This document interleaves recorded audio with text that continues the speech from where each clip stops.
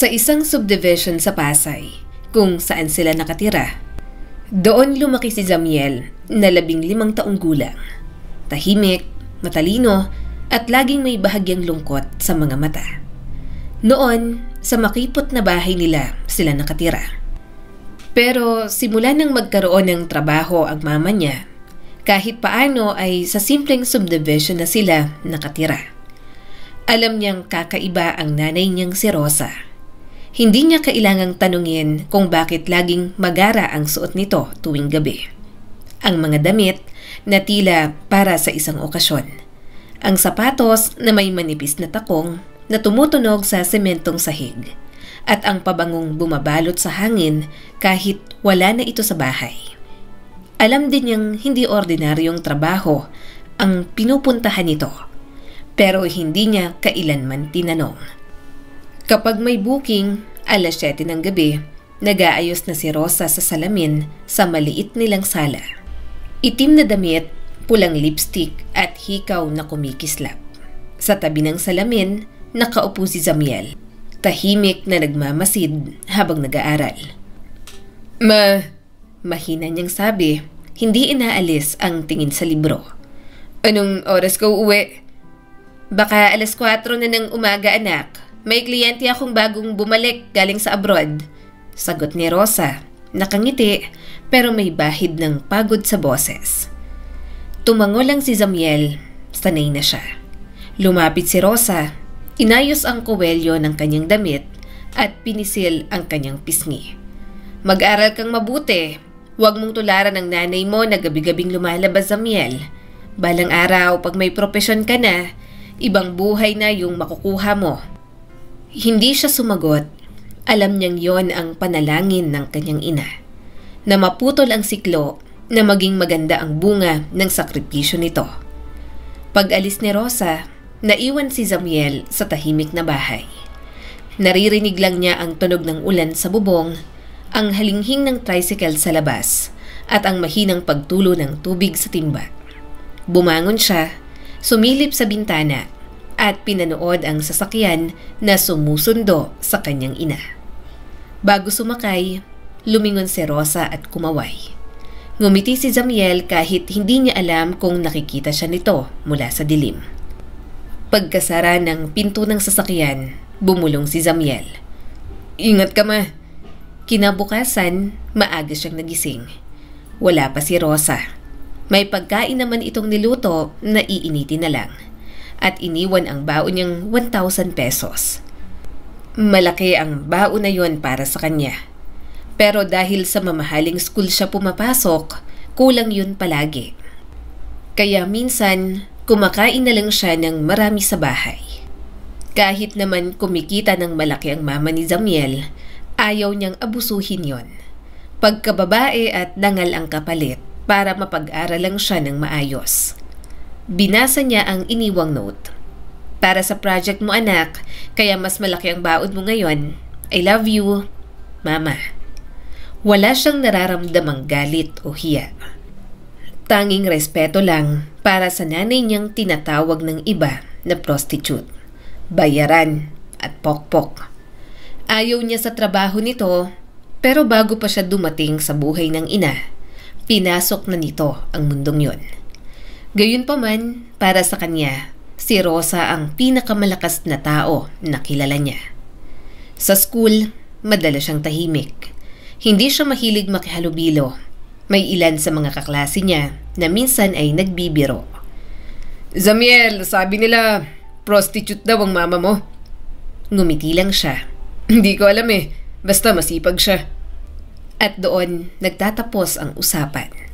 Lalaki siya at hindi na rin masyadong dinadamdam ang mga ganon. Ayaw niya na rin pumatol. Gabi na naman, nakaupo siya sa sahig habang nagre-review para sa exam. Dumating si Rosa, maingat na binuksan ng pinto, bit-bit ang maliit na paper bag. Gising ka pa? Tanong nito at hinubad ang sapatos. Opo, nag-aaral lang. Lumapit si Rosa at inilapag ang paper bag. Para sa'yo, steak at pasta yan. Natira ko kanina, kaya pinatake out ko na lang. Ngumiti si Zamiel. Salamat, ma. Gutom na rin po ako. Habang kumakain sila, nagkwento si Rosa tungkol sa mga kliyente nito. Hindi nito kailanman binabanggit ang mga detalye. Pero lagi niyang sinasabing mabait naman daw ang mga nagbubuk dito. Meron kanina, laging nagrereklamo sa asawa. Gusto lang niyang may makausap, sabi ni Rosa habang iniinom ang malamig na tubig. Karamihan sa kanila, malungkot lang talaga. Gusto lang maramdaman na may nakikinig. Tahimik lang si Zamiel. Nararamdaman niyang totoo yon, pero sa ilalim ng tinig ng ina ay may lungkot na hindi nito sinasabi. Mama, tanong niya bigla. Malungkot ka ba? Napatingin si Rosa sa kanya at parang hindi inaasahan ang tanong. Minsan, pero pag nakikita kitang kumakain at naibibigay ko lahat ng pangangailangan mo, masaya na ako. Tumingin si Zamiel sa plato niya at hindi alam kung ano ang isasagot. Minsan gusto ko pong tulungan ka, ma. Tumawa si Rosa pero may panginginig sa tawa. Tulungan mo ako sa ibang paraan. Mag-aral ka, tapusin mo yan. Yun na ang tulong na pinakamahalaga para sa akin. Hindi ko rin kasi maintindihan ang sarili ko. Ito na ang kinamulatan kong mundo. Dito na rin ako nasanay, kaya pasensya ka na kung bakit parang hirap pa rin bitiwan para sa akin. Marahan na lang siyang tumango. Lumipas ang mga linggo, gabi-gabi, ganun pa rin ang ritual. Aalis si Rosa at si Zamiel ay mag-aaral. At sa madaling araw, babalik ang ina na amoy pabango at pagod. Ngunit may mga pagkakataong umuuwi ito na tahimik, nakatulala, at may bahid ng luha sa mga mata. Kaya alam niyang hindi na lang kahirapan ang kalaban nito, kundi mismong kalooban at bangungot ng mga bagay na nakasanayan nito. Kinagabihan, habang naghahanda si Rosa, tinulungan siya ni Zamiel na isara ang zipper ng damit nito. Ang ganda mo, ma, sabi niya rito. Salamat, anak. Para saan pa ang magpaganda kung hindi para kumita ng mas maayos? Biro nito pero may halong katotohanan. Ma, hindi mo kailangan magpanggap sa akin. Napalingon si Rosa. Anak, alam ko naman na hindi lang po simpleng trabaho yung ginagawa mo. Pero hindi kita hinuhusgahan. Unti-unting lumambot ang mukha ni Rosa. Lumapit ito at hinawakan ang mukha niya. Zamiel, salamat. Alam kong hindi madali ito para sa'yo, pero tandaan mo, hindi ako masamang babae. Ginagawa ko lang kung ano ang kailangan para sa'yo at siguro para na rin sa sarili ko.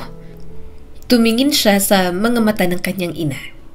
Alam ko po, at hindi mo po kailangan humingi ng tawad. Wala naman po ako magagawa kung ito na ang nakasanayan ninyong buhay. At sa gabing yon, habang pinapanood niya na sunduin na naman ang kanyang mama ng isang sasakyan, natutunan ni Zamiel ang dalawang bagay, na ang mga tao'y nabubuhay sa iba't ibang paraan ng pakikibaka, at na ang pag-ibig ay hindi laging malinis gaya ng inaasahan ng iba. Lumipas ang mga taon, ang Zamiel na dating nag-aabang sa bintana ay naging binatang marunong magtago ng damdamin. Sa edad na 21, nasa kolehiyo na siya, matalino, magalang, at may kakaibang karisma na madaling makakuha ng atensyon. Madalas siyang nakangiti, ngunit sa likod ng ngiting yon ay isang taong sanay umiwas bago masaktan. Sa universidad, kilala si Zamiel bilang maginoo pero medyo may kabastusan. Laging maayos manamit, magaling magsalita, at laging may kasama. Iba-ibang babae, depende kapag nagkasawaan na sila ng babae. Hindi siya bastos o manloloko. Hindi rin siya nagbibigay ng pangako o commitment. Alam ng mga babae na walang patutunguhan ang casual relationship na pinapasok nila. Sa cafeteria isang hapon, nakaupo siya kasama ang dalawang kaklaseng lalaki na sina Arvin at Lance. Pare, ang galing mo talaga eh, sabi ni Arvin habang humihigop ng soft drinks. Last week si Mia, ngayon si Trina. Paano mo nagagawa yan? Hindi talaga umaasa ang mga yon. Ngumiti lang si Zamiel. Wala naman akong niloloko. Sinasabi ko lang kung anong totoo. Walang seryosohan. Saka alam naman nila yon. Kapag alam kong gusto ng commitment, kiss na agad. Hanggang kama lang ang naging relasyon ko sa kanila. Hindi ko naman pinipilit kasi yun naman ang gusto nila. Totoo, pero hindi mo ba naisip, bro? Singit ni Lance. Baka may isa sa kanila na umaasa. Tumawa si Zamiel. Hindi ko problema kung umaasa sila. Kahit sinabi ko na simula pa lang kung ano ang meron. Mas masakit kapag nagkunwari ka pa. Pag-uwi niya sa boarding house, tinawagan niya si Rosa. Ngayon ay may maliit na beauty parlor na ito sa Pasay. Malaki ng ipon nito kaya hindi na tumatanggap ng booking. Isa pa, matanda na rin naman ito. Sa telepono, maririnig ang tunog ng blower at halakhakan ng mga customer sa background. Anak, kumain ka na ba? Tanong ni Rosa at masigla ang tinig. Opo ma, nasa dorm na ako. Kumusta po dyan? Masaya ang tinig ng nanay niya. Pagod pero masaya naman, marami akong parokyano ngayong linggo. Maganda yan ma. Sagot niya habang nakatingin sa kisame ng kwarto. At least, hindi mo na kailangan lumabas gabi-gabi. Tumawa si Rosa sa kabilang linya. Mabuti nga ay malakas na itong parlor. Saka hindi na rin ako mabenta dahil matanda na ako at mas may mga bata na sa agency. Pero ikaw anak, wala ka bang girlfriend? Baka puro aral na lang ang inaatupag mo. Mag-girlfriend ka naman, tapos ipakilala mo sa akin. Ngumiti si Zamiel kahit alam niyang hindi yon nakikita ng ina. Meron naman ma, pero nothing serious. Tahimik saglit si Rosa. Zamiel, wag mong gayahin ang mga lalaking takot magmahal. Hindi naman ako takot ma. Mabilis niyang tugon. Ayoko lang ng komplikado. Mas okay ng simple. Pagkababa niya ng cellphone, napatingin siya sa salamin. Sa refleksyon, nakikita niya ang isang lalaking tila kumpleto. Maayos, may diskarte, at may bakanting espasyo. Isang parte ng sarili na hindi niya lubos nakilala. Isang gabi, habang nasa isang restaurant sa Taft kasama si Trina, ang babae niyang kasalukuyang nililigawan, ngunit hindi naman itinuturing na seryoso. Nag-uusap sila habang naghihintay ng order. Zamiel, seryoso ka ba sa atin? Tanong ni Trina na may halong lambing at pag-aalala. Trina, masaya ako kapag kasama ka. Pero ayoko munang magplano ng kung ano. Saad ni Zamiel. Hindi mo man lang ba ako nakikitang pwedeng maging tayo talaga? Umiling siya ng dahan-dahan. Ayoko lang umasa ka sa wala. Alam kong gusto mo ako pero mas ayokong umabot tayo sa puntong masasaktan ka. Matagal silang tahimik bago nagsalita ulit si Trina. Ang lungkot mong kausap. Alam mo ba yan? Laging kalmado pero parang laging may kulang. Kapag tinitingnan ka, para kang matino. Pero sa kama ka lang magiging active at maingay. Ngumisi lang si Zamiel. Hindi na nagsalita pa si Trina. Sa huli, tumigil na rin ito sa pagtatanong. May mga sandaling gusto niyang maniwala na kaya niyang magmahal. Pero bata pa siya at ayaw na munang isipin yon. Marami pang pwedeng mangyari sa buhay ni Zamiel. Isang Sabado, umuwi siya sa Pasay para dalawin si Rosa. Buhay na buhay ang parlor nito kaya agad siyang napangiti. Pagpasok niya, kumaway si Rosa. Anak, tulungan mo ako rito. Pakikuha yung blower. Sumunod siya, ngumiti habang pinagmamasdan ng ina na abala sa buhok ng kliyente. Ma, mukhang patok na patok ka rito ah. Nako anak, buti nga. Pero wag kang tumayo lang dyan. Mag-shampoo ka kay Ate Liza. Aha, naman. Natatawa siyang umalma. Hindi ako ang assistant mo. Ngayon ka lang naman nandito. Tulungan mo ng mama mo. Habang tumutulong siya, tinitingnan niya ang ina. Iba na ito sa dating nakilala niyang lumalabas sa gabi. Ngayon, mas payapa, mas buo at mas masaya na ito. Ma, Sabi niya nang silang dalawa na lang. buti hindi ka na bumabalik sa dati mong trabaho. Tumingin si Rosa sa kanya at banayad ang tinig. Kaya nga anak, medyo naging payapa na ang kalooban ko. Malaki ang pagpapahalaga niya sa kanyang mama. Simula bata pa lang, sila na ang magkasama. Kaya parang magtropa na lang din sila. Nakapagkukwentuhan ito ni Zamiel sa mga bagay na nararamdaman niya. Sa mga huling taon ni Zamiel sa kolehiyo, nag-iba ang ihip ng hangin sa kanyang pagkatao. Mula sa tahimik na binatang maingat sa bawat kilos, naging siya ang uri ng lalaking madalas mapag-usapan. Gwapo, matikas, at tila laging sigurado sa sarili. Habang single pa, ini-enjoy niya ang buhay. Minsan ay sa mga inuman, minsan ay sa mga party ng kaibigan. Minsan ay sa bisig ng mga babaeng hindi niya rin naman siniseryoso. Sa umaga, gigising siyang may kirot sa ulo, amoy alak pa ang hininga, o kaya ay may babaeng katabi sa kama. Hindi siya masama, hindi rin siya babaero sa intensyong manakit. Dala na rin siguro ng naging puberty stage niya, kabataan at barkada, kaya ganoon ang pananaw niya sa pakikipagrelasyon. Isang gabi, sa isang restaurant na ginawang bar ng mga estudyante, nakaupo siya sa mesa kasama ang tatlong kaklase na sina Lance, Arvin at si Gia. Isang babae mula sa ibang kurso na kamakailan lang niya nakilala. Maingay ang paligid at amoy alak, yosi at pabango na ang hangin. "Zamiel, bakit hindi ka pa sumasayaw?" Tanong ni Gia, hawak ang baso ng cocktail. "Kanina mo pa ako pinapanood." Ngumiti siya at nilaro ang yelo sa baso. Hindi ako magaling sumayaw. Mas gusto kong manood. Pero kung sasayawan mo ko, mas maganda, Gia. Tahimik silang nagkatitigan. Sa ingay ng musika, para silang dalawa lang ang naroroon. Pagkatapos ng ilang minuto, natagpuan na lang nila ang sarili na nagsasayaw na sa dance floor.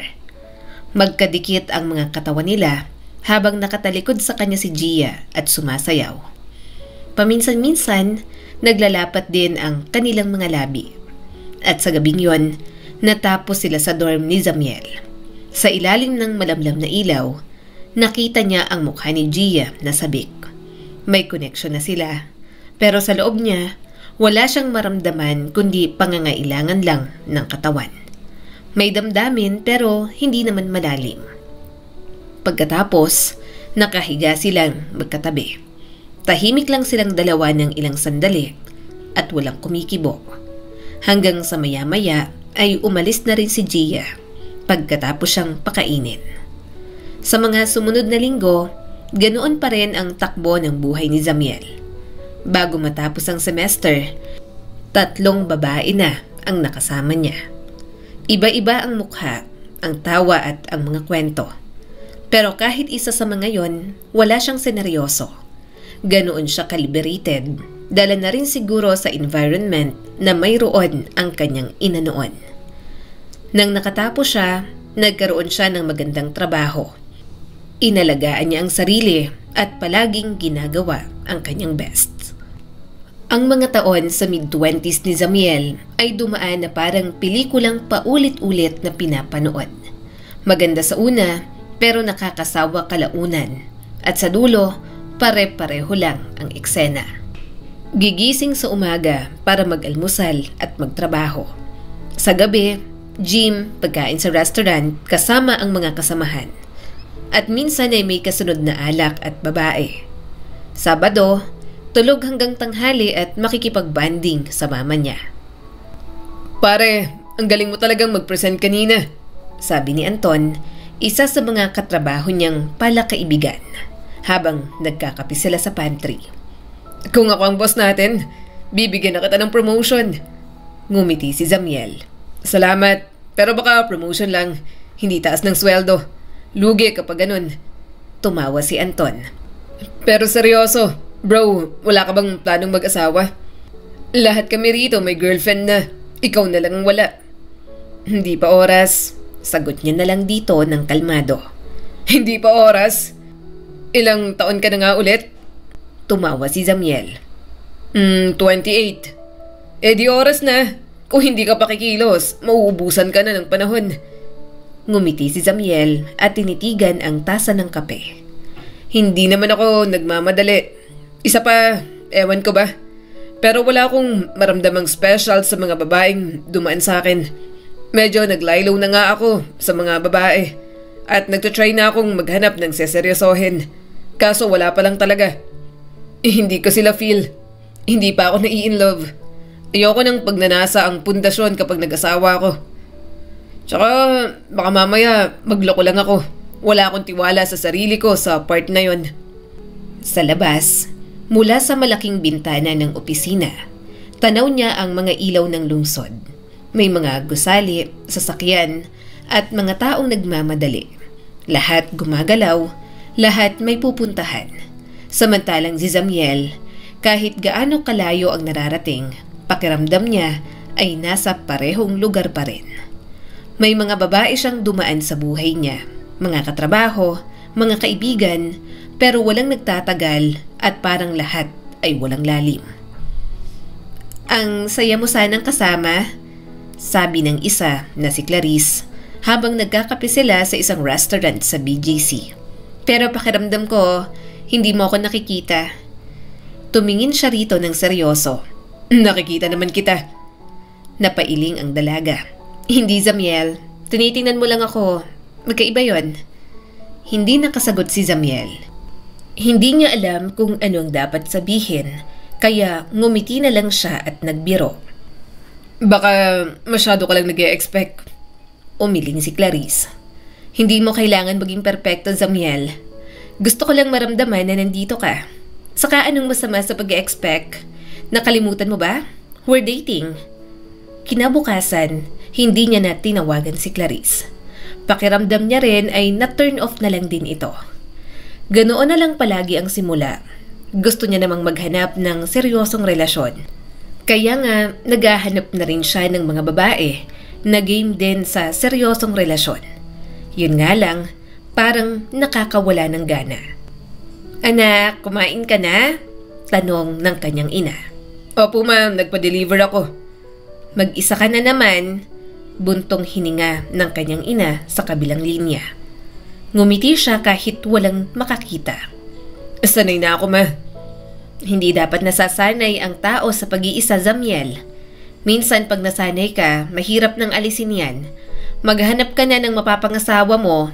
Ayoko na palagi kang malungkot. Mahina siyang tumawa. Hindi naman po ako malungkot. Saka nakikipag-date pa naman ako ma. Naghahanap na ng seryoso. Pero wala talagang mag-click. Ay nako, reklamo ng kanyang ina. Sige na nga, basta alagaan mo ang sarili mo ha. Malapit ng birthday ko, huwag mong kalimutang dumaan. Napangiti naman si Zamiel. Hindi ko kakalimutan yun ma. Lumipas ang mga linggo, pagod sa trabaho, nasasanay na sa routine, pero sa gabi, minsan ay nauuwi siya sa pag-iisip. Para bang unti-unti niya nang nararamdaman ang pag-iisa. Kapag inaaya niya ang mga kaibigan noon na mag-inuman o pumunta sa bar, mas madalas nang tumanggi ang mga ito dahil sa asawa o mga anak.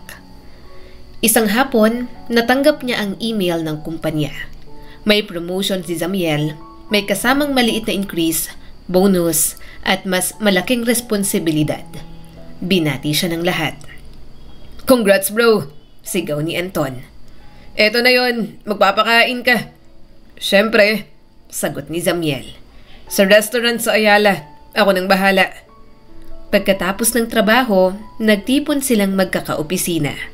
Tawanan, inuman at kwentuhan lang sila roon. Sa gitna ng kasiyahan, may lumapit sa kanya. Isang bagong empleyado na nagngangalang Mara. Congratulations, Sir Zamiel. Sabi nito, may paggalang sa ngiti. Salamat, wag mo akong isir. Nakakapanibago. Tumawa si Mara. Ikaw naman kasi, parang laging seryoso. Akala ko nga suplado ka nung una. Habang tumatagal ang gabi, nagtagal din ang kanilang usapan. Sa unang pagkakataon matapos ang matagal na panahon, naramdaman ni Zamiel na komportable siyang makipagkwentuhan. Hindi siya nagmadali at hindi rin sila lumayo. Ngunit kinabukasan, sa opisina, pinili niyang maging profesional. Walang personal na usapan at walang kahulugan. Ayaw niyang paasahin si Mara na mukhang natitipuhan siya. Paglipas ng ilang buwan, nagdiwang si Rosa ng ika-50 kaarawan nito. Nagpa-reserve si Zamiel ng hapunan sa isang restaurant sa Maynila. Dumating si Rosa, suot ang kanyang paboritong dress. "Ang ganda mo, ma," sabi ni Zamiel habang inaalalayan ito paupo.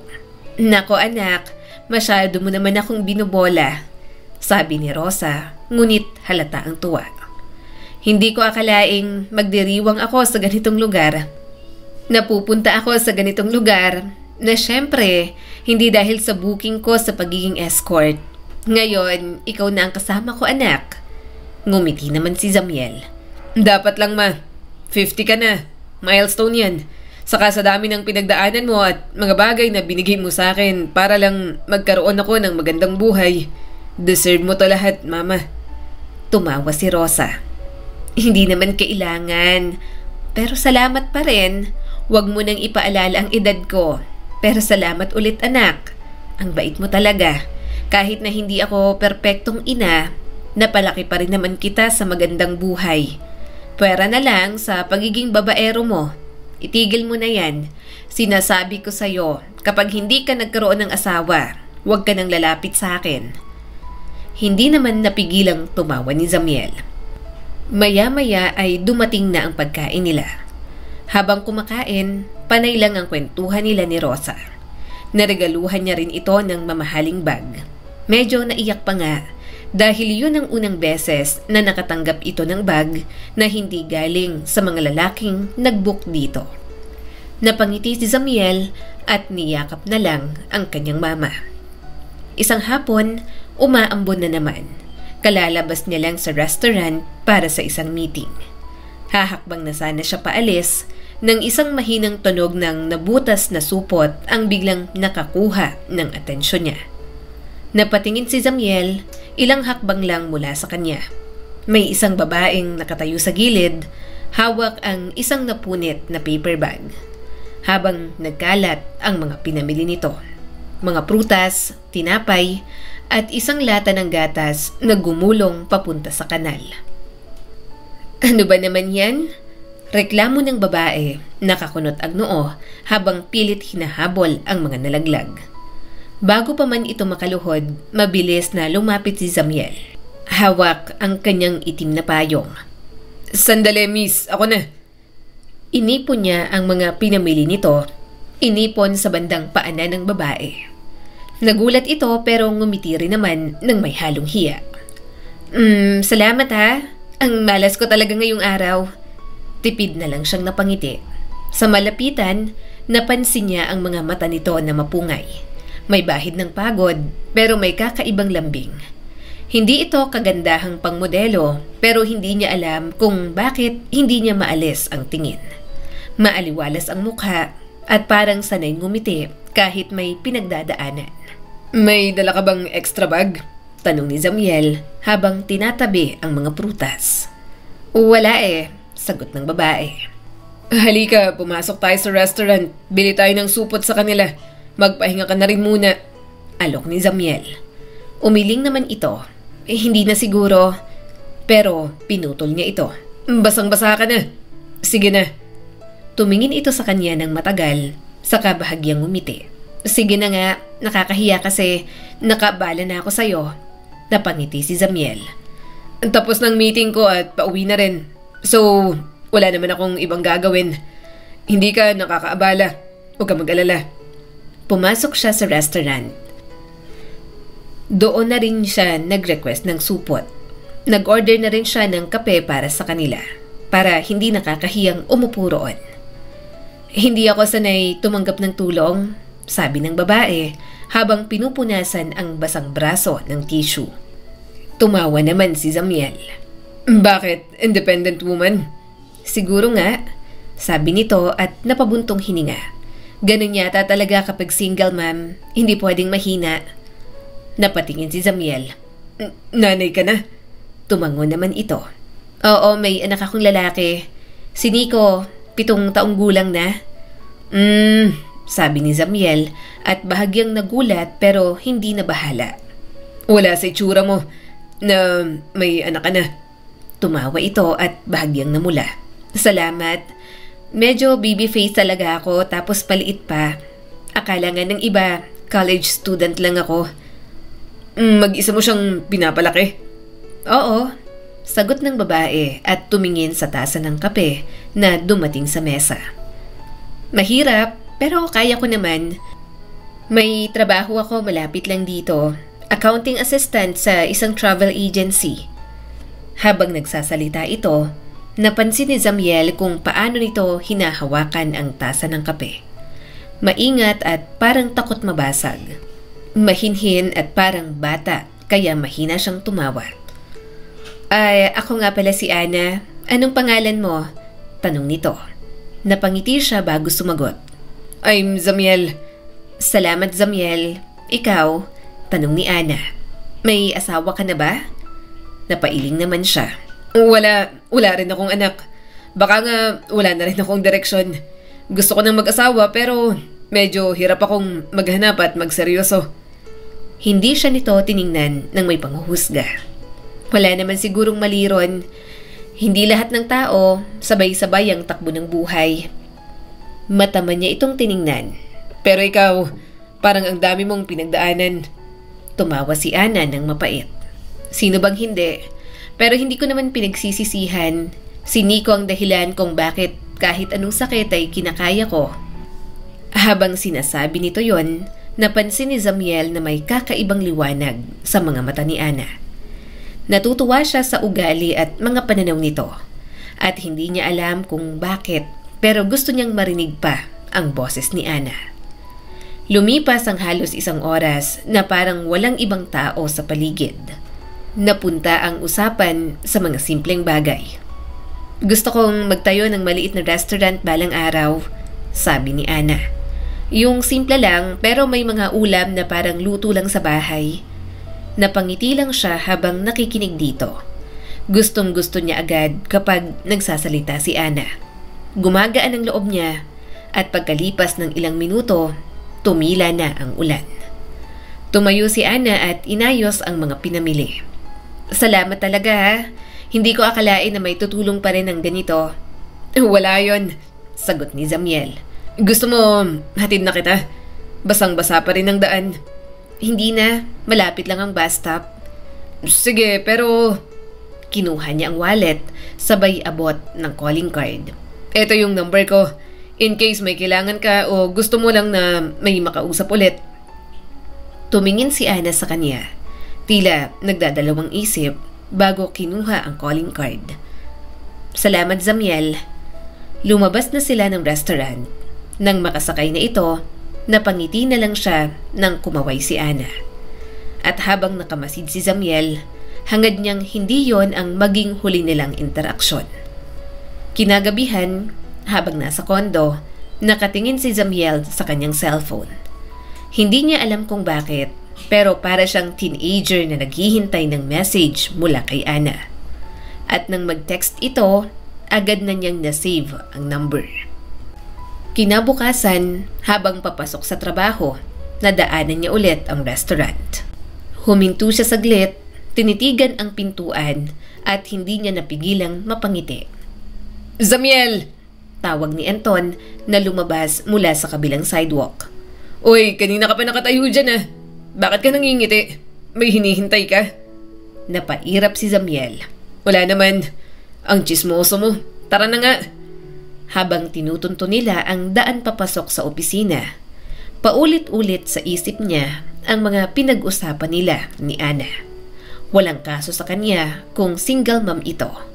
Ang mahalaga, dito niya na naramdaman ang koneksyon na matagal niya nang hinahangad. Love at first sight ba yon? Hindi alam ni Zamiel. Isa lang ang sigurado siya. Gusto niya pang makilala si Ana at mas pagtibayin ang ugnayan nilang dalawa. Mula ng araw na yon, hindi na nawala sa isip ni Zamiel ang ngiti ni Ana. May mga gabi na kahit pagod na pagod siya sa trabaho, bigla niyang matatagpuan ang sarili sa labas ng maliit na restaurant kung saan sila unang nagkakilala. Sa una, wala siyang balak na maghintay, pero palaging ganoon ang nangyayari. Para bang umaasa siya na muling masulyapan ang babae na may pagod na ngiti at maramdaman ulit ang katahimikan sa presensya nito. Isang gabi, nagkataon nga na nagkita sila. Hindi kasi ito pala reply. Hindi rin naman siya pala texts, kaya umaasa na lang siya na sana ay magkita ulit sila. Habang palabas si Ana, may bitbit na folder at suot ang simpleng damit na kulay blue, nakita ito ni Zamiel sa kabilang kalsada. Nagkatinginan sila, walang salita sa una, pero sapat na ang mga mata nila para magpaunawa ng mga bagay na hindi kailangang sabihin. "Zamiel!" Tawag ni Ana, may halong gulat at saya. "Anong ginagawa mo dito?" Maghahapunan lang." Tumawa si Ana. "Oh, sakto. Halika, sabay na tayo. Magdi-dinner na rin kasi ako." At doon, nagsimula ang mga gabi ng pagbalik ng init sa buhay ni Zamiel. Habang naghihintay sila ng order, tinanong ni Zamiel si Ana. "Palagi kang nakangiti kahit halatang pagod. Paano mo nagagawa yan?" "Sanay na siguro," sagot ni Ana habang hinahaplos ang baso. "Kapag tumigil ka kasing umiti, mas lalong sumasakit at mas nararamdaman ang pagod. Saka may anak ako. Ayoko namang umuwi ng nakasimangot. Bibigat lang ang loob ni Nico." "Hindi mo ba minsan gustong sumuko? Mahirap maging single mom." Tipid nang umiti si Ana. "Tao lang ako. Syempre gusto ko rin. Pero kapag naaalala ko si Nico, parang hindi ko kayang bumitaw. Alam mo yung pakiramdam na kahit wala kang lakas, kailangan mong maging matatag kasi may batang umaasa sa'yo." Tahimik lang si Zamiel. At sa isang iglap, may kung anong kirot na gumapang sa dibdib niya. Doon niya napagtanto kung bakit malapit agad ang loob niya rito. Naalala niya ang inang si Rosa sa pinapakitang katatagan ni Ana sa pagiging ina kay Nico. Ikaw?" Balik tanong ni Ana. "Parang wala ka namang problema. Ayos na ayos ka lagi." Napangiti siya ng malungkot. "Kung alam mo lang, marunong lang akong magtago." "Tago saan?" "Sa mga damdamin ko," sagot ni Zamiel, sabay tingin sa labas ng bintana. "Matagal ko nang nakasanayan na huwag masyadong magpakita ng totoo. Kasi kapag ginawa ko yun, parang laging may nawawala. Saka aaminin ko, marami na akong naging girlfriend. Mapaglaro ako nung kabataan ko. Lalo na nung college. Pero ngayon, gusto ko na rin talagang magseryoso at mag-settle down. Nga lang, nahirapan akong hanapin ng babaeng tatagal ako. But it's okay. Sa tingin ko, nahanap ko na naman." Umiwas ng tingin si Ana at mahinang tumawa. "Nakakailang ang titig mo. Gusto mo ko?" Marahan siyang tumango. "Yes, I like you. Simula ng unang beses pa lang kitang makita." "Kahit may anak na ako?" "Kahit may anak ka na." Mataman niyang sabi rito. "My mother is a single mom. Kaya hindi ako nanghuhusga sa mga katulad mo. Isa pa dahil sa'yo, I just realized na may mga tao talaga na kahit ayaw mong mahalin, kusa silang pumapasok sa buhay mo, no? At may mga tao rin na kahit gusto mong layuan, hindi mo magawa. Ganon ang nararamdaman ko sa'yo, Ana." Hindi siya magpapakalinis. Alam niya sa sarili niyang marami siyang naging experience sa pagiging maloko noong college. Kaya sino siya para mamili ng babaeng puro at inosente? Pagkalipas ng ilang linggo, naging madalas ang mga paglabas nila. Minsan, sabay silang kumakain. Minsan, naglalakad lang sa park after work at nagkukwentuhan tungkol sa buhay.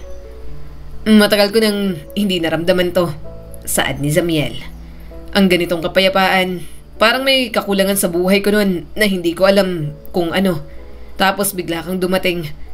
Napalingon si Ana na may ngiti sa labi pero may lungkot sa mga mata. Huwag mong sabihing ako ang dahilan. Baka umasa ako. Ngumiti si Zamiel.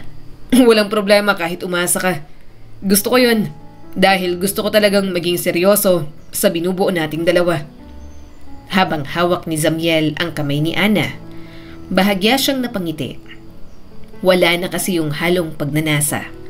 Puro pagdamay lang. Napansin niya kung gaano kalambot ang palad nito, pero may mga kalyo na, tanda ng taong sanay magtrabaho. Ang dami mong pinagdaanan, no? Tanong ni Zamiel. Madami, sagot ni Ana. Pero hindi ko pinagsisisihan kasi kahit hirap, may saysay naman para sa anak ko. Lumalalim ang gabi, hinatid niya na rin ito pauwi. Pagkatapos ng ilang sandali, marahan itong nagsalita. Zamiel. Bakit? Napalunok si Ana. Kung sakali na may mga bagay kang malaman tungkol sa akin, yung mga hindi maganda, yung mga ayaw ko na sanang alalahanin, magbabago ba ang tingin mo sa akin? Medyo nabigla siya sa tanong nito. Anong ibig mong sabihin? Tumingin si Ana sa kanya at may bakas ng pangamba ang mukha nito. May mga kasalanan din akong nagawa. May mga desisyon na pinagsisisihan ko. Hindi ako yung tipo ng babaeng malinis ang nakaraan. Sandaling natahimik si Zamiel. Saka siyang ngumiti ng bahagya. Ana, sa dami ng nakita ko sa mundo, parang wala nang makakagulat sa akin. Saka hindi rin naman ako malinis. Marami rin akong kalokohan nun. Nabanggit ko na sa'yo. Sigurado ka? Tanong nito at seryoso ang tono.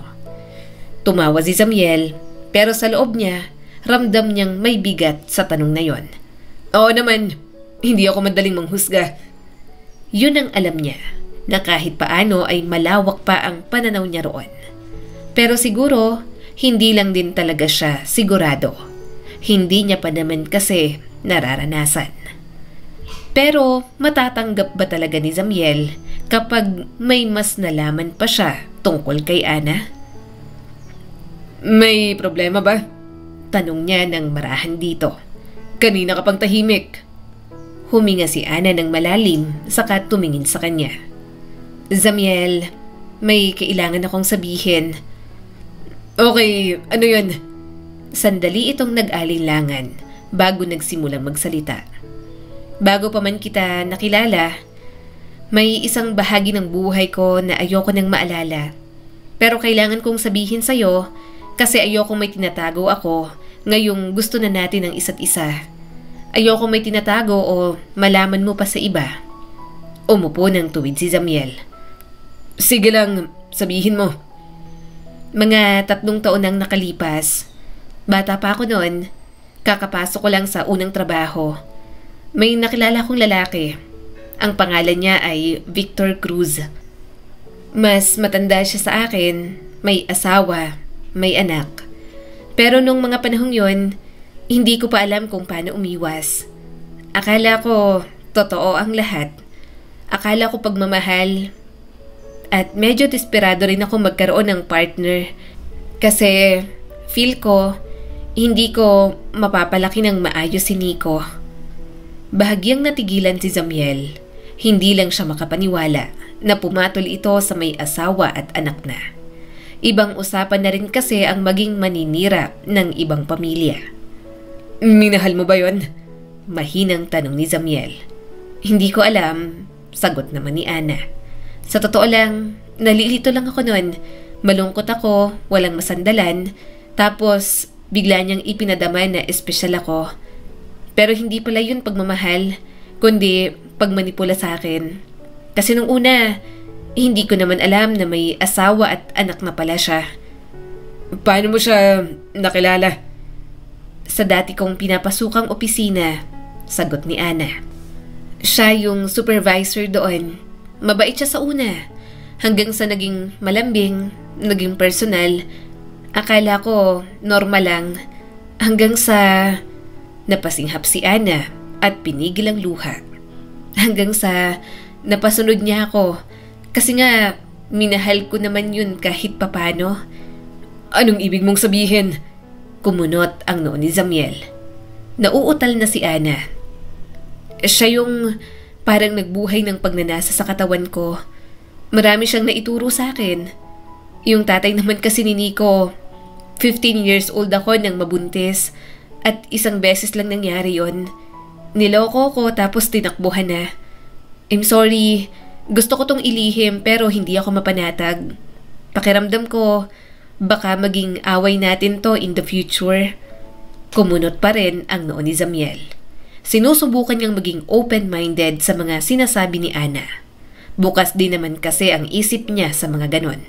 Lalo na at naging aktibo rin siya ng kabataan.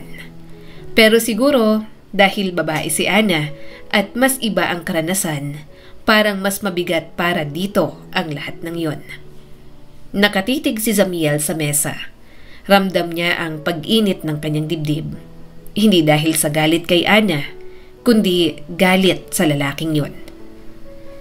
Ginamit ka niya. Yung huling nakarelasyon mo, ginamit ka lang. Tumango si Ana at luha ang napayuko. Oo, pero sinisisi ko rin ang sarili ko. Kasi hinayaan ko. Pero nagising din naman ako sa mga kasalanan ko. Nang makipaghiwalay ako, nakipaghiwalay naman siya. Kaso sobrang pahirapan na umabot pa sa pananakot niya sa akin. Kaya wala akong nagawa kundi gawin ang gusto niya bago ako pakawalan. Lumakas ang tibok ng kanyang puso. Ano? Anong pinagawa ng lalaking yun sa'yo? Napapikit si Ana at halos hindi na makapagsalita ng maayos. May kopya siya ng mga larawan ko, nakahubad, at ng video na nagsisiping kaming dalawa. Parang may biglang humigop ng hangin sa pagitan nila. Tumitig si Zamiel kay Ana at parang hindi agad makapaniwala sa narinig. Video? Ulit niya. Tumango si Ana at hindi makatingin ng diretso sa kanya. Oo, natakot kasi ako. Saka siguro kasi mahal ko siya nung panahong yon. Pero pagkatapos, doon ko lang na-realize kung gaano kalaki yung pagkakamali ko. Hanggang ngayon, hawak pa rin niya yun? Tanong ni Zamiel at mas seryoso na ang tono. Oo, hindi ko alam kung nasa na pero alam kong hindi niya binura. Wala na kaming komunikasyon pero alam kong may mga bagay na hindi niya bastang binibitawan. Natahimik si Zamiel. Ramdam niya ang mabilis na tibok ng puso. Mabigat at parang gustong sumabog. Ngunit sa kabila ng lahat, nakikita niya sa harap niya si Ana na umiiyak, nanginginig at piniling maging totoo sa kanya. Hindi siya nakapagsalita agad hanggang sa marahan niyang inabot ang kamay nito. Salamat. Salamat sa pagiging tapat mo sa akin. Hindi ka ba galit? Hindi ko alam, sagot ni Zamiel. Pero hindi ako galit sa'yo. Alam ko kung gaano kahirap magsalita ng ganito. At kung kaya mong sabihin sa akin ang lahat, ibig sabihin ay pinagkakatiwalaan mo ako. Wala akong karapatang husgahan ka. Napahagulgol si Ana. Zamiel, hindi ko alam kung karapat-dapat pa ako sa kahit sino. Pakiramdam ko, ang dumi-dumi ko na pumayag ako sa ganun. Niyakap na lang niya ito. Hawak ni Zamiel ang kamay ni Ana habang umiiyak. Sa sandaling yon, totoo ang kanyang nararamdaman. May pagtanggap, pag-unawa, at marahil pagmamahal na rin. Ngunit sa loob niya, may umuusbong na imahe na ayaw niyang isipin. Habang ipinipikit niya ang mga mata, hindi niya mapigilang maisip kung ano ang itsura ng mga larawan na yon. Kung paanong nangyaring pumatol si Ana sa Victor na yon. Sinubukan niya nalang itaboy ang mga yon sa kanyang isipan. Zamiel, mahinang tawag ni Ana. Ayos ka lang? Ngumiti siya ng pilit. Oo, ayos lang. Pasensya na talaga. Wala kang kailangan ipag-sorry. Nakaraan na naman yon. Ngumiti si Ana, bagaman bakas pa rin ang pag-aalala sa mukha nito. Hindi ko alam kung paano ako napasok sa ganong sitwasyon. Pero mula noon, pinangako kong hindi ko nahahayaang maulit yon. Hindi naman talaga mauulit pa yon. Hindi niya nahahayaan. lalo na ngayon at sila ng dalawa ni Ana ang magkasama. Pero hindi niya alam kung bakit hindi siya mapanatag sa mga inamin sa kanya ni Ana. Sa opisina, tulala siya habang nakatitig sa screen ng laptop. Boss, okay ka lang ba? Tanong ng isa niyang kasamahan, si Jiro, sabay kaway ng kamay sa harap niya. Oo naman, oo. Mabilis niyang sagot. Inaantok lang. Pero hindi antok yon. Gabi-gabi, hindi siya makatulog. Sa bawat pagdilat ng kanyang mga mata, bumabalik ang tinig ni Ana. Hindi mapanatag ang kanyang kalooban na may ibang lalaking nakaangkin kay Ana. Nakaraan na naman yon, pero ibang usapan ang mga larawan at video na meron si Victor. Parang may malamig na kamay na humahawak sa kanyang sikmura tuwing naiisip niya na hawak ni Victor ang mga yon. Kinagabihan, nagkita sila ni Ana sa isang maliit na restaurant malapit sa opisina ni Zamiel. Hindi siya nagsalita habang naglalakad sila papasok. Si Ana, gaya ng nakasanayan, may dalang ngiti. Ngunit halata ang pag-aalala sa mga mata. Parang malayo ka na naman. Mahinahon itong sabi habang binubuklat ang menu. May problema ba sa work? Wala naman. Pagod lang ako. Sagot ni Zamiel at hindi tumingin dito. Tahimik silang kumain, tanging kalansing ng kubyertos at mahihinang tugtugin ang naririnig. Pagkatapos ng ilang minuto, napabuntong hininga si Ana. Zamiel, alam kong may iniisip ka. Hindi mo kailangang itago sa akin. Nararamdaman ko sa mga kilos mo. Tumingin siya kay Ana at sa mga mata nitong puno ng pag-unawa. Ngunit imbes na ginhawa, lalong sumikip ang dibdib niya. Hindi ko alam kung paano ko tatanggalin sa isip ko. Bigla niyang sinabi. Yung sinabi mo nun, tungkol sa kanya, sa video, sa mga larawan. Alam kong tapos na yun pero... Napatigil siya at nag-iwas ng tingin. Sinabi niyang hindi siya naapektuhan. Sinabi niyang hindi siya nanghuhusga. Pero ano ang maliit na kirot at pangamba sa kanyang kalooban? Pero si Ana ay tinanguan lang siya at parang tanggap ang reaksyon niya. Nabagabag ka? Gusto mo na bang makipaghiwalay? Umiling agad si Zamiel nang may mas kirot doon. Hindi, ayoko. Mahal naman kita. Hindi ko lang siguro mapigilang hindi isipin. I'm sorry. Nagpakawala ng buntong hininga si Ana.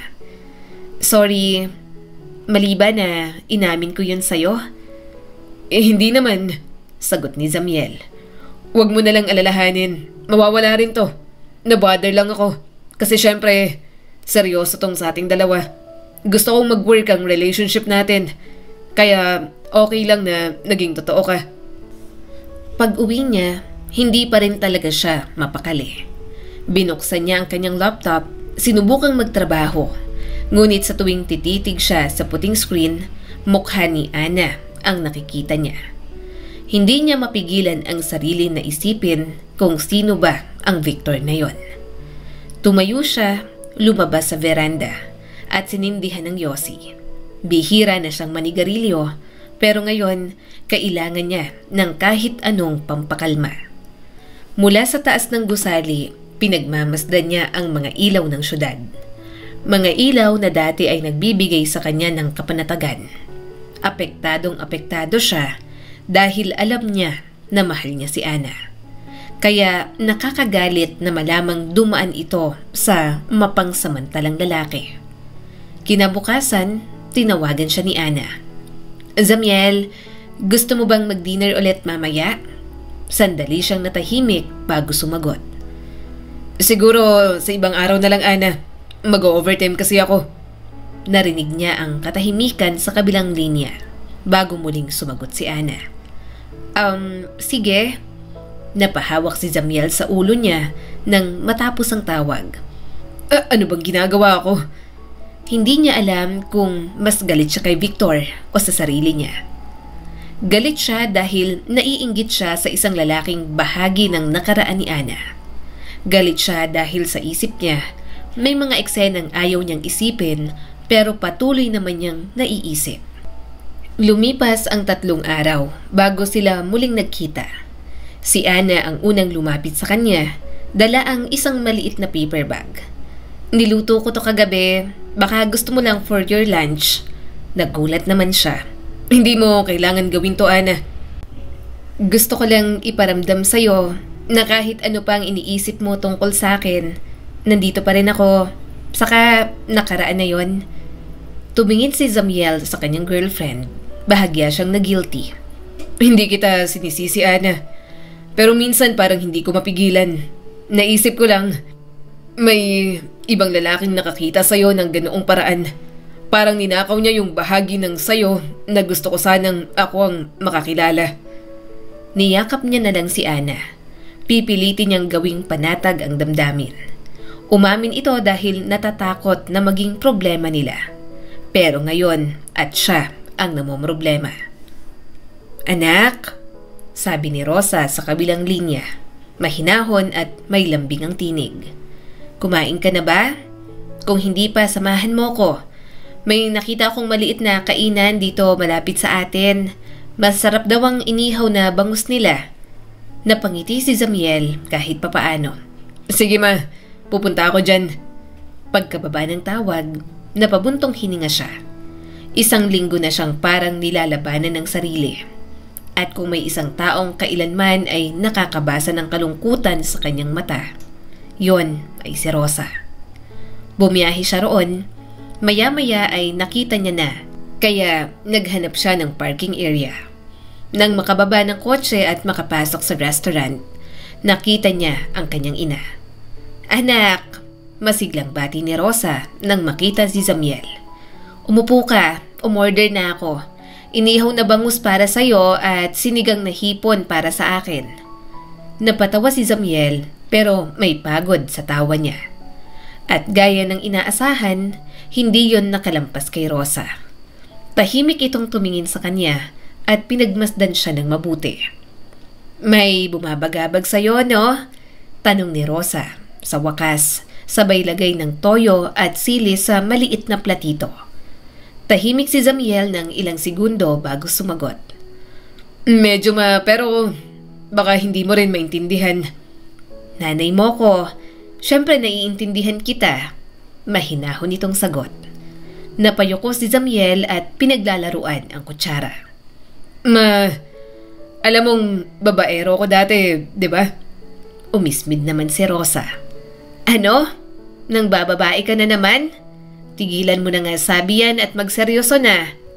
Nagseseryoso na ako, ma. Actually, may girlfriend na ako ngayon. Single mom din siya. Mahal ko na rin, ma.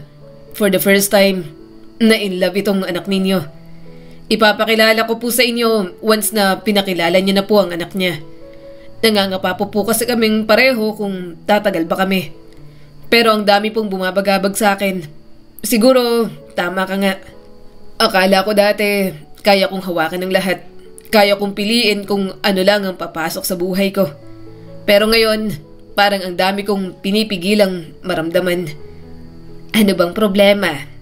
Tanong ni Rosa, ngunit hindi sa paraang mapanghusga.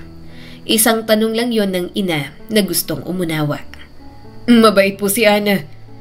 Pero may mga bagay sa nakaraan niya na hindi ko matanggap ng buo. Hindi ko po siya sinisisi, pero parang hindi ako mapalagay. Parang may multo na laging kasama namin kahit wala naman sa harap ko. Pero good thing naman po na naging honest siya sa akin. Mataman siyang tiningnan ni Rosa. Anak, nararamdaman ko na hindi mo gustong ibahagi ang mismong problema ninyo. At okay lang yun. Ayoko rin naman na mangialam. Pero kasi ang mga tao, kapag dumaan sa sakit, may mga bakas na naiiwan, Zamiel.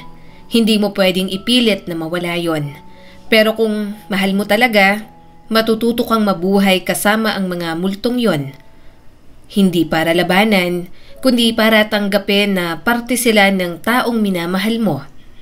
Tumawa ang kanyang ina at dumugtong pa. Saka tingnan mo nga ako, hindi mo ako hinusgahan kahit na alam mo ang linya ng trabahong pinasok ko. Kaya alam ko na maiintindihan mo siya. Alam kong maaayos din yan. Napatingin si Zamiel sa kanyang ina. Paano mo nagagawa yun, ma? Nababuhay na walang hiya kahit alam kong marami ring humuhusga sa'yo nun. Ngumiti si Rosa ng malumanay, ngunit may lungkot sa likod ng mga mata. Well, anak, hindi naman dahil hindi ako nasaktan. Nasaktan ako noon ng sobra. Pero alam mo kung paano ako natutong mabuhay nang hindi tinatabla ng hiya? Paano? Napangiti naman si Rosa.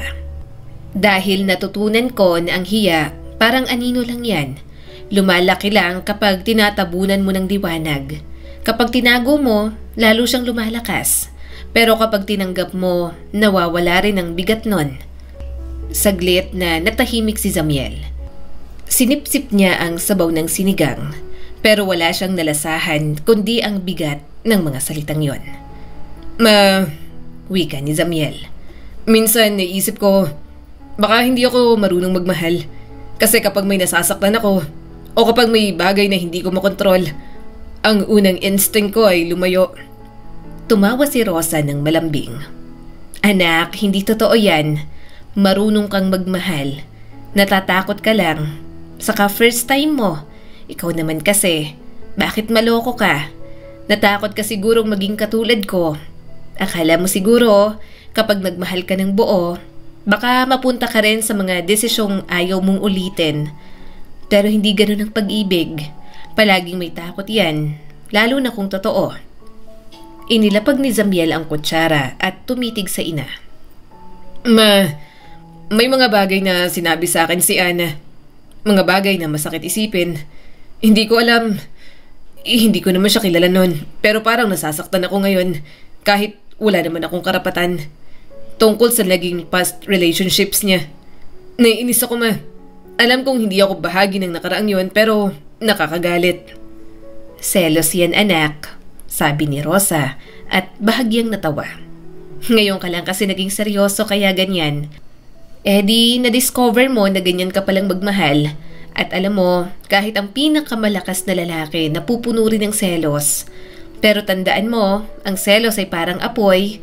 Maaari kang painitin pero maaari ka ring sunugin kung hindi mo aapulahin. Kalmahan mo lang ang sarili mo, Zamiel. Mula ng gabing kinausap siya ni Rosa, sinubukan ni Zamiel na ayusin ang sarili. Gumaan naman ang loob niya at mas naging klaro ang isipan. Pero kahit anong gawin niya, patuloy pa ring sumisilab ang apoy sa loob niya. Lalo na nang makasalamuhan niya na si Victor. Habang nasa conference room, hindi makapaniwala si Zamiel na darating ang araw na yon. Sa harap niya, nakaupo si Victor Cruz, ang lalaking ilang buwan ang iniisip niya sa tuwing tinitingnan niya si Ana. Ang parehong Victor na minsan ay nasa mga bangungot niya, nakayakap sa babaeng mahal niya ngayon. Hindi siya agad nakakilos nang ipakilala ito ng kanyang boss.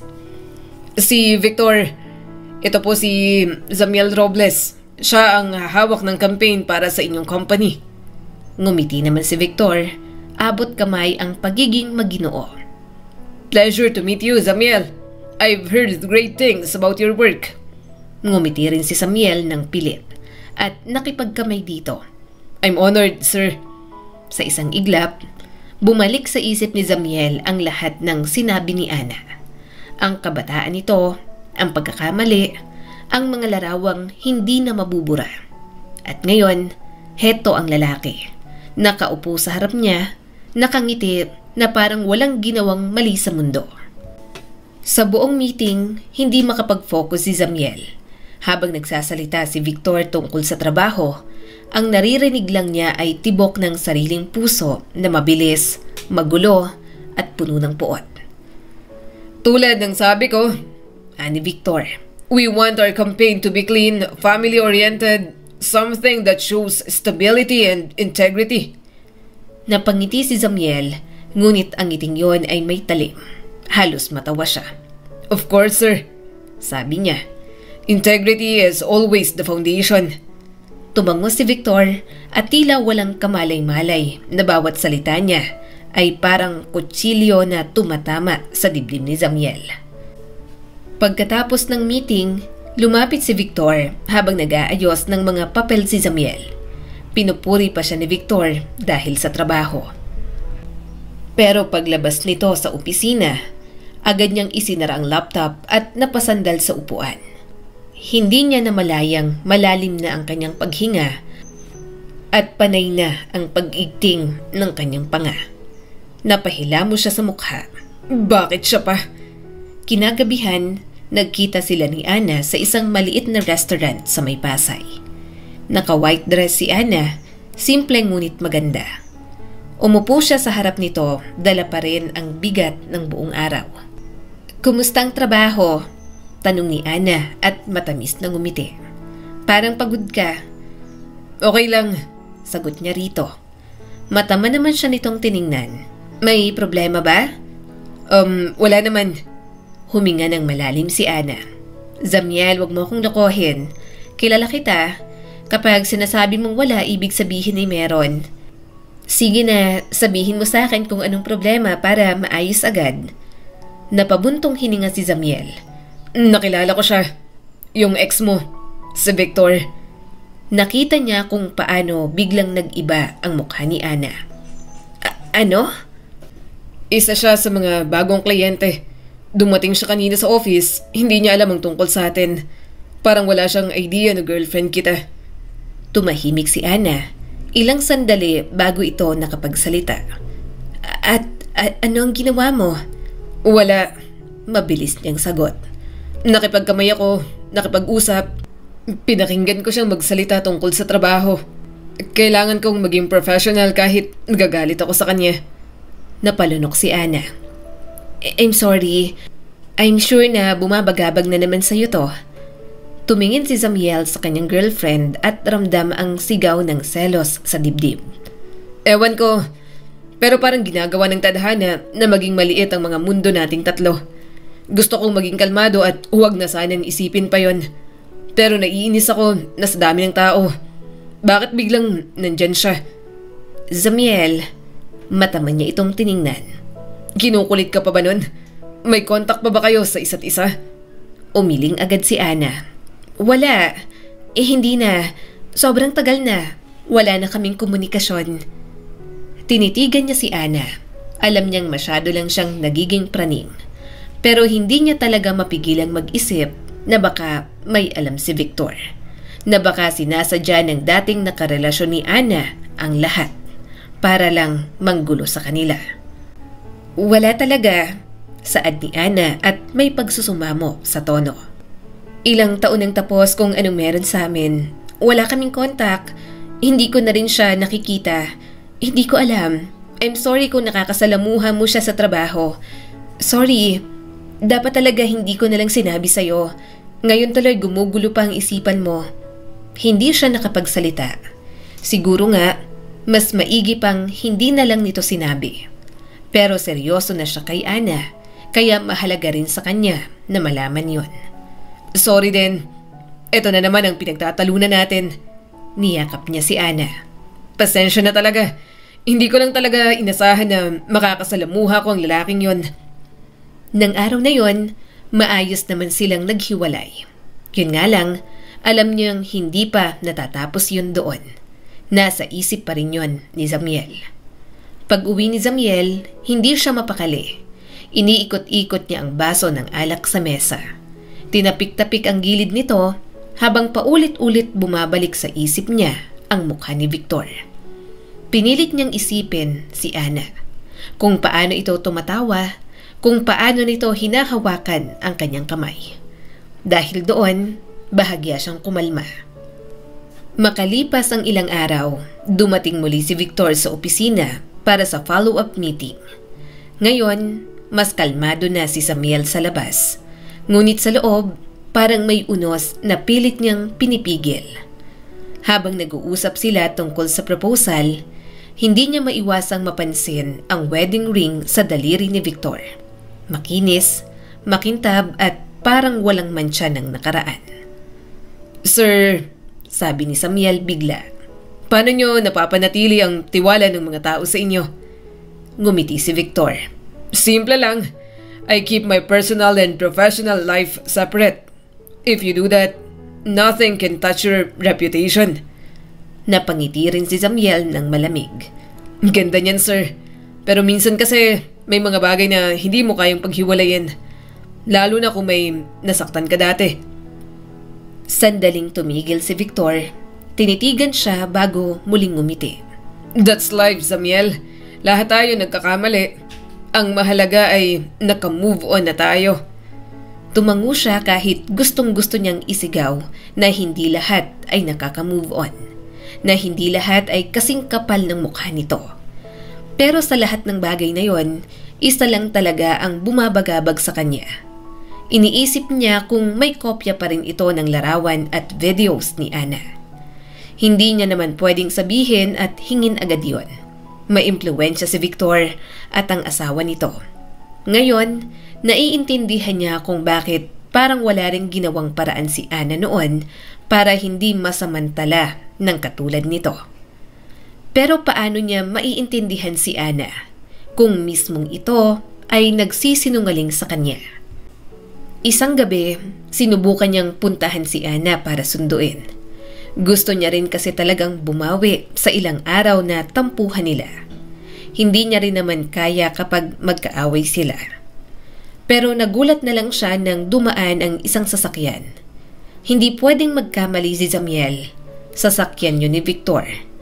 Pero ang mas nakakagulat ay nang lumabas si Ana sa building at pumasok sa sasakyan nito. Para siyang binuhusan ng malamig na tubig. Nang makaalis na ang sasakyan, natulala na lang siya. Hindi siya makapaniwala. Gusto niya pang isipin na baka mali ang nakita niya. Pero hindi naman siya pwedeng magkamali pagdating kay Ana. Nanginginig ang kamay na kinuha niya ang kanyang cellphone. Hello, nasan ka? Nasa office? Susunduin na kita. Matagal bago nakasagot si Ana. Nakauwi na ako. May lagnat si Nico kaya umuwi na ako agad. Huwag mo na akong sunduin. Umuwi ka na. Mag-ingat ka. Umigting ang panga ni Zamiel. Sige, uuwi na ako. Alagaan mo ng maayos ang anak mo. Pagkababa ng tawag, agad niyang hinampas ang manibela. Nanginginig siya sa sobrang galit. Si Ana na inakala niyang tapat sa kanya sa lahat ng pagkakataon. Yon at harap-harapang nagsisinungaling sa kanya. Sinabi nito na wala ng connection kay Victor pero talagang nakikipagkita pa rin. Mainit ang ulo at mabigat ang loob na umuwi si Zamiel. Uminom na lang siya ng alak hanggang sa malasing. Pero kapag naaalala niya ang pagsakay ni Ana sa kotse ni Victor at ang mga bagay na pwedeng gawin ng mga ito, napapasigaw na lang si Zamiel at binato ang baso sa pader. Napamura siya at mabilis ang paghinga. Ngayon na nga lang nagmahal ng totoo at seryoso. Tapos ganito pa. Pagkatapos nun, sinikap na muna ni Zamiel na umiwas. Napagod na siya sa paulit-ulit na nararamdaman niya. Parang ikababaliw niya na nagmahal siya ng ganoon. Mas mabuti pa noong mapaglaro siya sa babae at hindi handa sa commitment. Mas payapa ang kalooban niya. Kaysa ngayon na pinili niyang magseryoso kay Ana. Pero isang gabi, bumisita na si Ana sa kanyang bahay. May dala itong maliit na paper bag ng ulam, pawis ang noo, pagod ang mga mata, ngunit pilit pa rin ang mga ngiti. Zamiel, tawag nito. May dala akong sinigang, namiss kong magluto para sa'yo. Hindi na kasi tayo nagkikita lately, kaya pumunta na ako rito. Tahimik lang si Zamiel, ayaw niyang makipag-usap. Parang anumang oras ay sasabog na talaga siya. Nang mapansin ni Ana ang malamig na tingin niya, bahagya itong natawa ng mahina. Oh, bakit ganyan kang makatingin? Parang gusto mong lamunin ako ng buo. Hindi sumagot si Zamiel, pero maya-maya ay hindi siya nakapagpigil. Kailan ka pa natutong magsinungaling sa akin? Sinabi mo sa akin na may sakit ang anak mo. Pero nakipagkita ka lang pala sa ex mo na ginawa kang kabit. Zamiel, huwag mo akong tawagin sa pangalan ko na parang walang nangyari. Malamig na sabi niya. Ano to, Ana? Akala ko ba tapos na kayo? Sinabi mong wala na kayong koneksyon. Pero hindi. Nagsinungaling ka pa para makasama mo siya. Umiling agad si Ana at halatang natataranta na. Hindi mo naiintindihan. Nagkita kami. Paano hindi ko maintindihan? Nakita ko na nga eh. Singit ni Zamiel at tumataas na ang boses. Niloko mo ko. Sinabi mong tapos na yon, pero anong ginagawa mo pa sa kanya? Zamiel, pakinggan mo muna ako. Halos nagmamakaawa na si Ana. Nagkita kami hindi para sa kung ano man ang iniisip mo. May kailangan lang akong ayusin. Ano nga ayusin? Ang relasyon nyo? Gusto mo ng comeback? Ng part 2? Hindi. Sigaw ni Ana at sumabog na ang luha. Gusto kong mawala ng mga video at pictures na nasa kanya. Yun lang. Kaya ako nakipagkita sa kanya, wala nang iba. Yun lang ang dahilan ko. Tumawa si Zamiel ng mapait at puno ng panunumbat. At kailangan mo pa siyang makita para lang sabihin yon? Wala akong choice, sagot ni Ana habang nanginginig ang mga labi. Wala akong kakilala na makakatulong. Wala akong abogado, wala akong koneksyon. Natatakot ako na lumaban dahil baka malaman ng asawa niya ang mga naging koneksyon namin noon. Sisirain niya ako, mahihirapan ako. Hindi pwede, kailangan ako ng anak ko. Gusto ko lang matapos ng lahat. Ayoko nang may hawak pa siya na kahit na ano na tungkol sa akin. Bakit hindi mo sinabi sa akin? Dahil alam ko magwawala ka. Alam kong hindi mo yun kakayanin. Kaya hindi ko nalang sinasabi sa'yo. Nang sinabi ko ang totoo, nabagabag ka nga, di ba? Hindi ka makampante. Paano pa kapag nalaman mong nakipagkita ako? Napahikbi na si Ana habang pinupunasan ng pisngi. Sandaling katahimikan ang namayani sa kanila. Parang ramdam ni Zamiel ang pag-ikot ng dugo sa kanyang sentido. Pero nagsinungaling ka pa rin.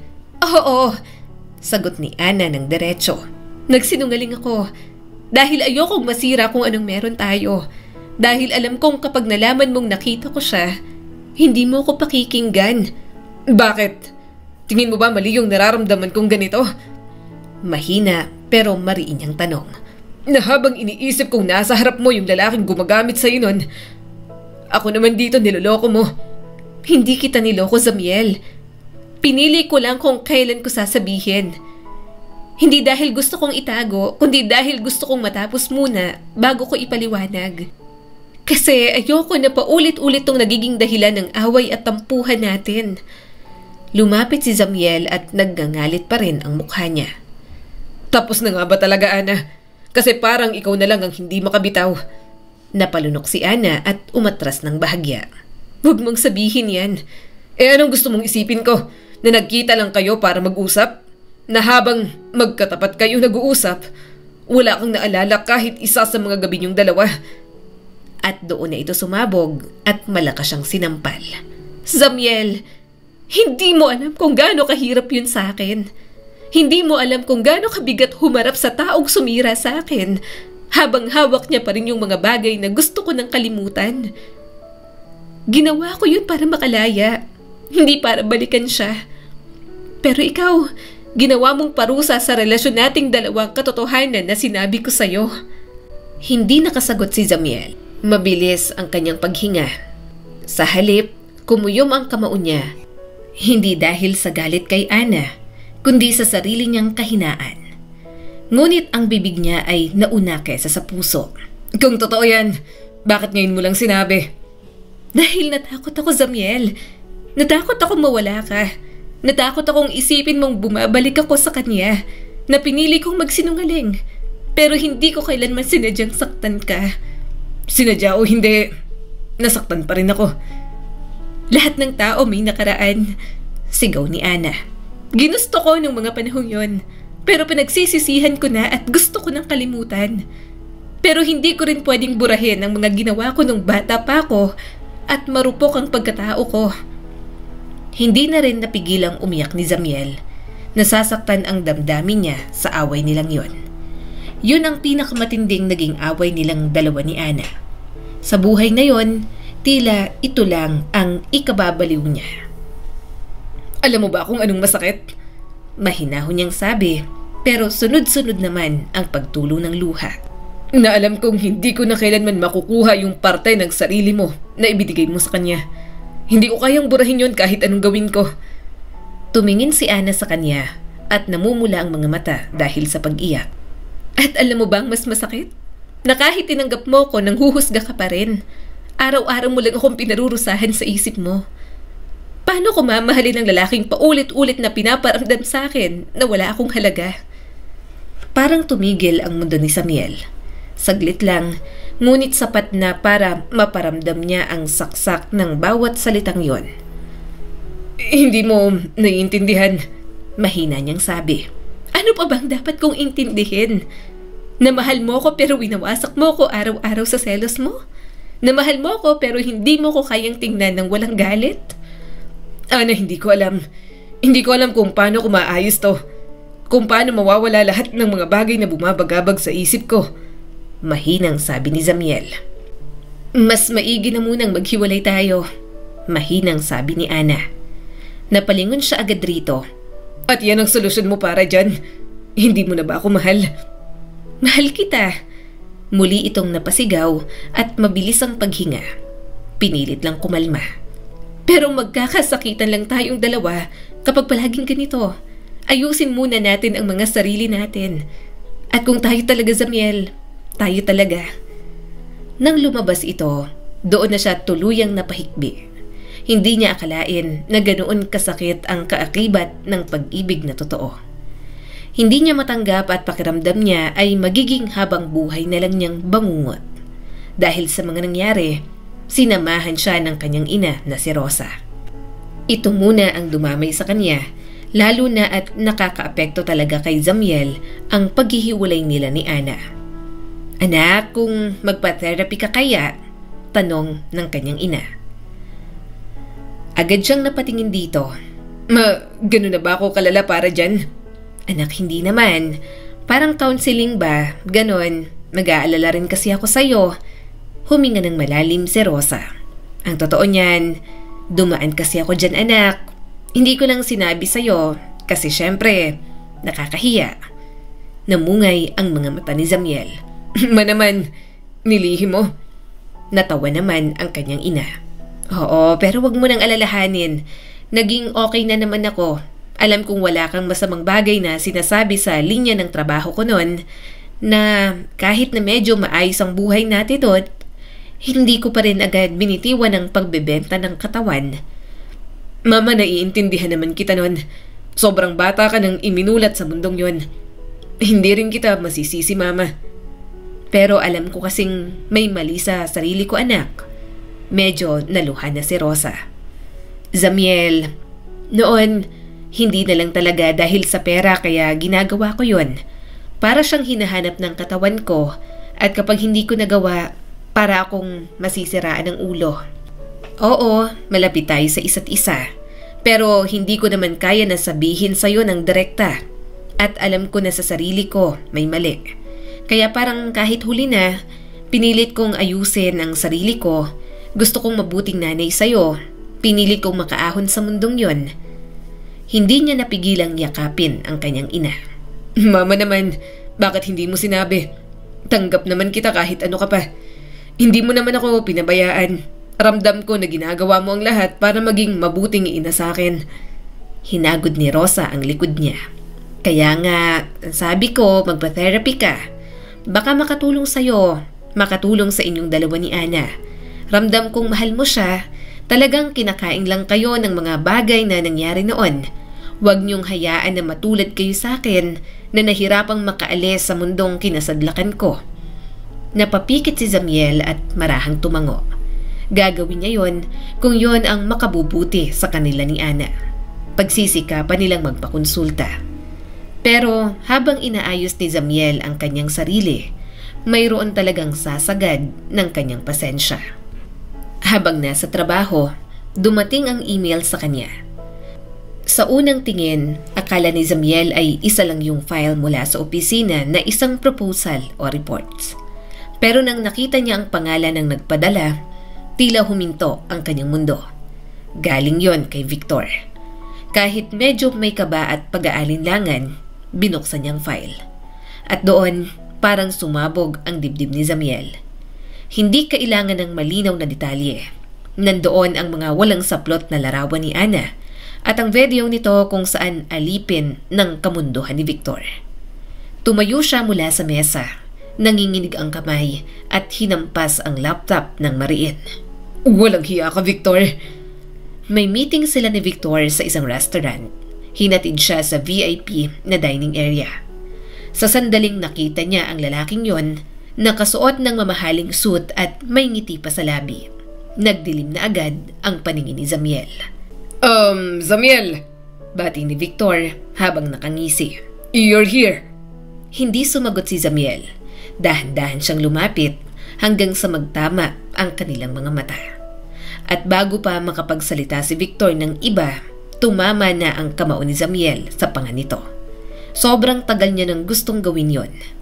Bumagsak si Victor habang hawak ang pisngi. Zamiel! Sigaw ng katrabaho niya na kasama sa meeting. Ano ginagawa mo?